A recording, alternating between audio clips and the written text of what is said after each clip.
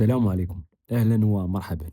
موعد وتوقيت مباراة شبيبة القبائل ضد شبيبة الثورة.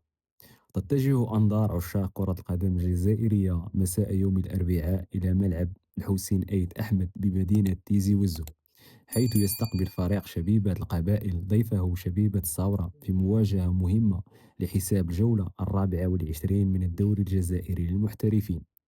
أخفقت شبيبة القبائل في تأكيد صحوتها بعدما خسرت خارج قواعدها أمام اتحاد خنشلة بنتيجة 2-1، بينما حققت شبيبة الثورة فوزا مهما داخل ميدانها على فريق مولودية وهران ب2-0.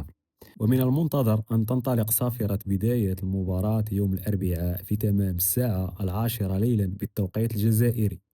المباراة سوف تنقل مباشرة على قناة الأمازيغية تيفي كات، ومن المؤسف أن هذه المقابلة ستلعب بدون جمهور.